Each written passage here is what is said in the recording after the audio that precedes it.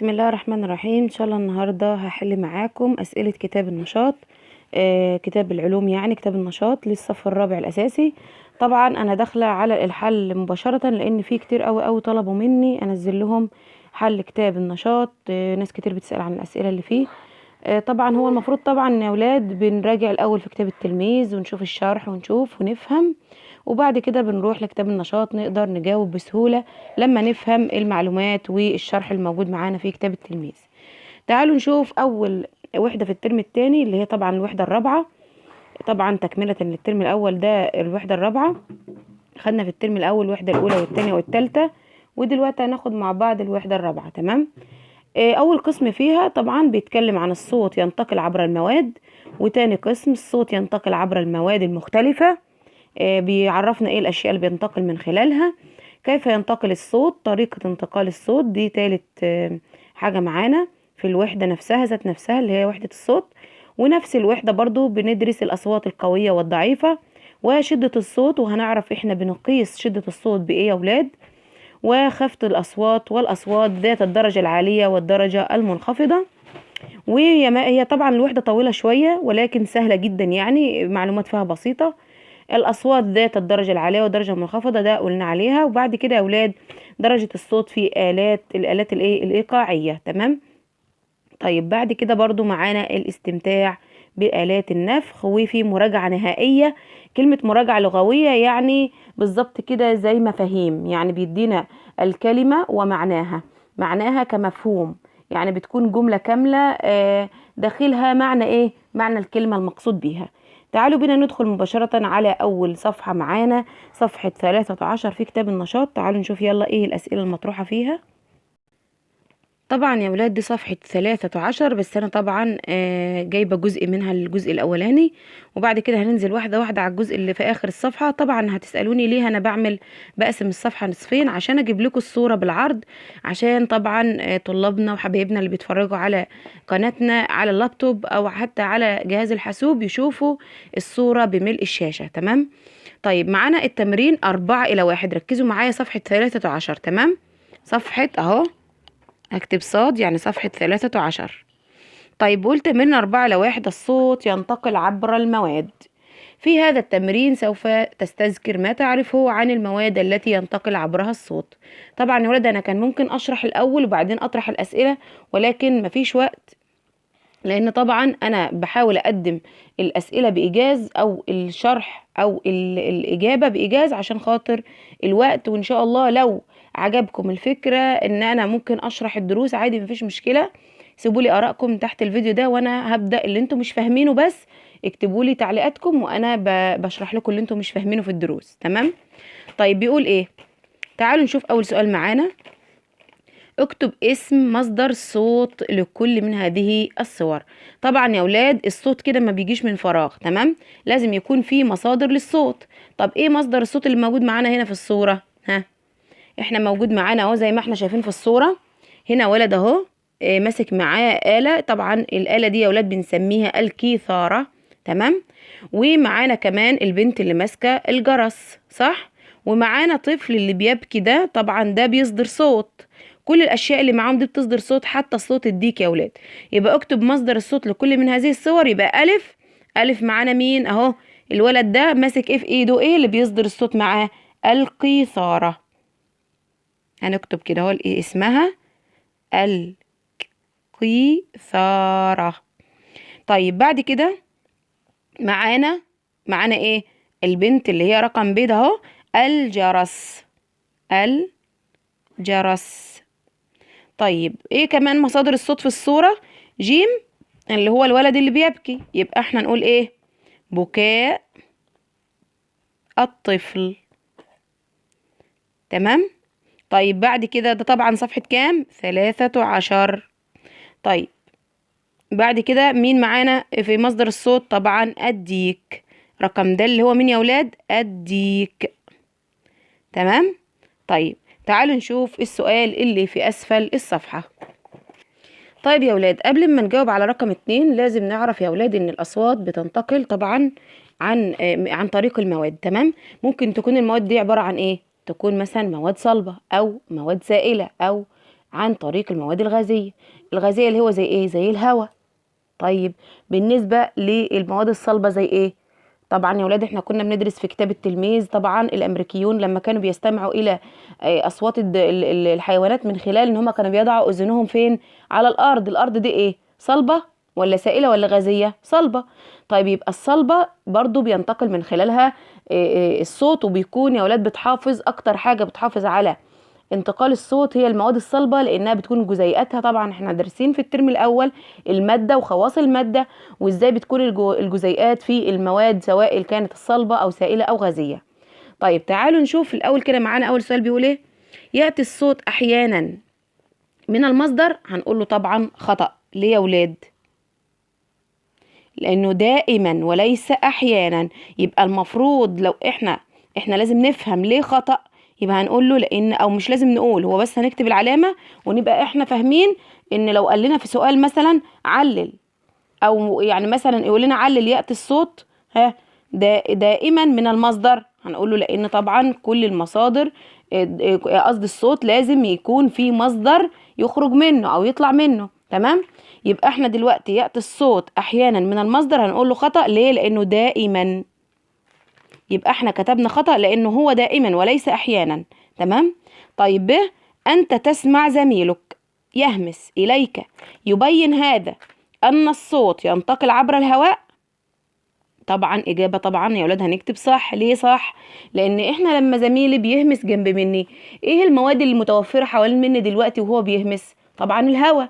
يبقى الهواء هو اللي نقل لي ايه يا ولاد؟ نقل الصوت. تمام. يبقى مصدر الصوت هنا كان الولد اللي همس، واللي انتقل الصوت عن طريق مين يا ولاد؟ الهواء. جيم، انت تسمع اخاك ينشد في الغرفة يبين هذا ان الصوت ينتقل عبر السوائل. ليه؟ هو انا دلوقتي مثلا داخل المياه؟ لا، ده انا بقول لك داخل الغرفة. الغرفة دي محتوية على ايه؟ على هواء، صح؟ طب الصوت بقى بتاع اخاك اللي بينشد انتقل لك عن طريق السوائل ولا عن طريق الهواء؟ يبقى عن طريق ايه يا ولاد؟ عن طريق الغاز اللي هو الهواء. يبقى هنعمل خطأ. ليه خطأ؟ علشان ليس عن طريق السوائل ولكن عن طريق الهواء. مش لازم نكتب التصحيح ده بس انا بعرفكم بشرح لكم بس. تمام. احنا بس مطلوب مننا نكتب العلامات الموجودة هنا في المربعات. ده بيقول عندما تسمع تساقط المطر على السطح يبين هذا ان الصوت ينتقل عبر المواد الصلبة.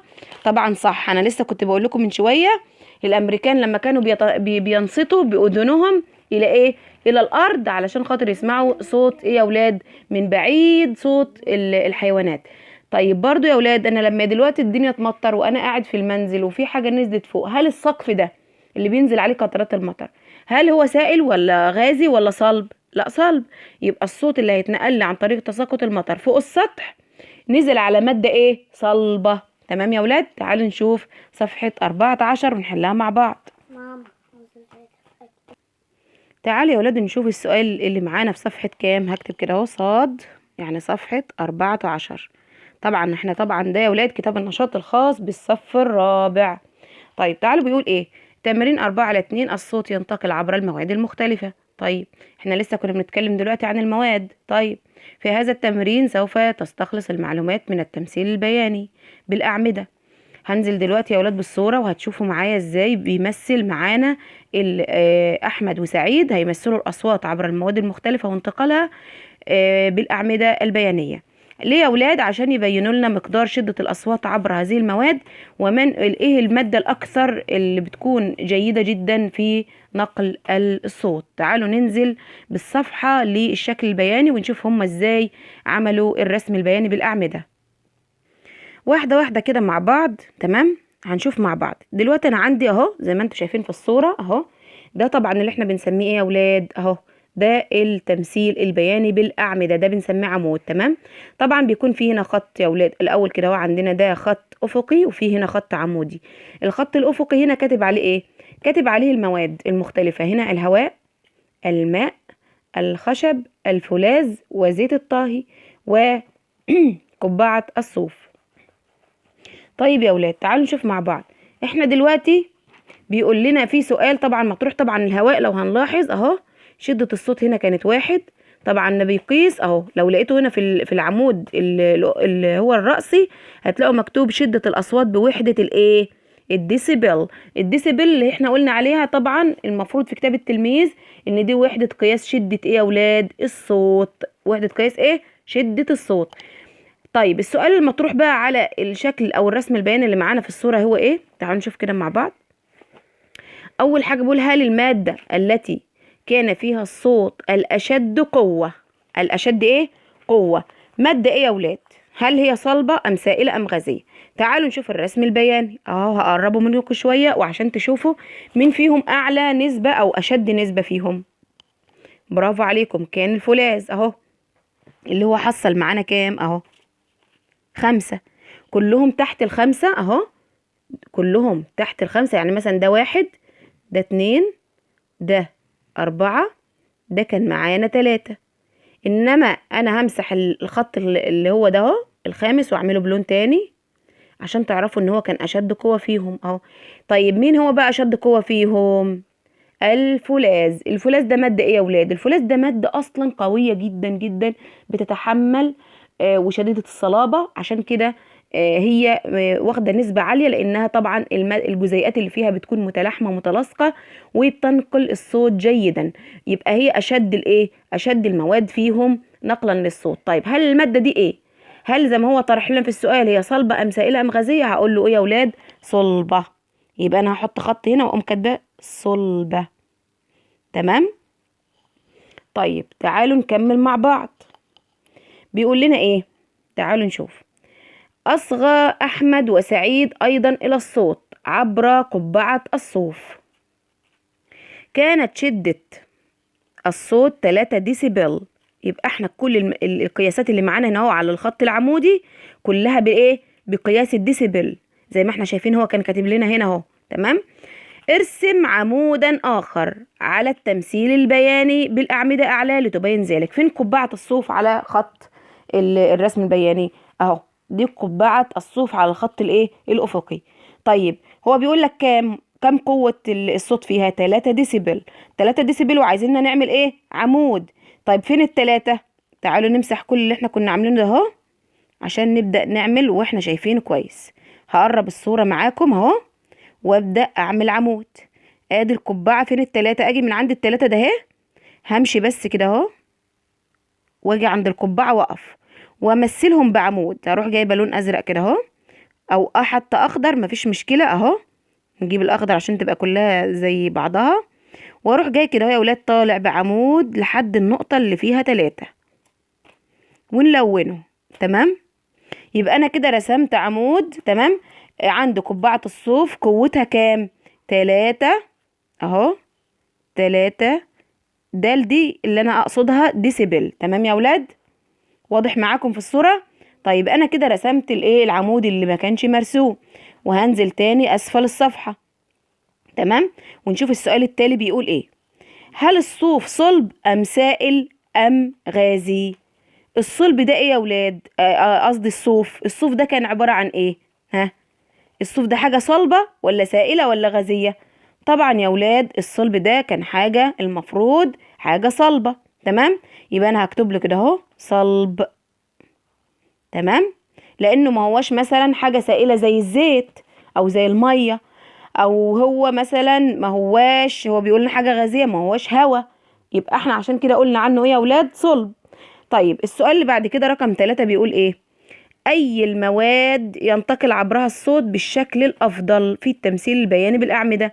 أي مادة هنا في التمثيل البياني انتقل عن طريقها الصوت بشكل أفضل؟ طبعا يا ولاد الفولاذ.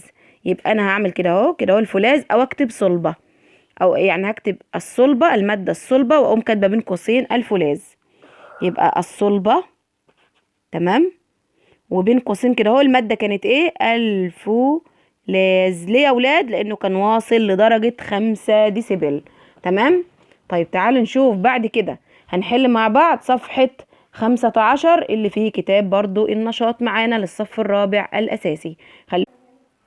طبعا يا ولاد هحل معاكم صفحة دي، صفحة طبعا 15 هحلها لكم في الجزء الثاني، بس انا مش عايزة اكبر الفيديو عشان ما يكونش الوقت كبير، عشان تقدروا تفتحوه وتنزلوه، تقدروا تاخدوا منه او تحلوا من خلاله الاسئلة اللي موجودة معاكم في كتاب النشاط. هكمل معاكم في الجزء الثاني، هنزل الفيديو ده واشوفكم في الفيديو الثاني ان شاء الله، واشوفكم على خير في الجزء الثاني باذن الله. هكمل فيه وحدة الصوت كاملة، وهيكون معانا فيها بقية الاسئلة الموجودة في كتاب النشاط عن وحدة الصوت.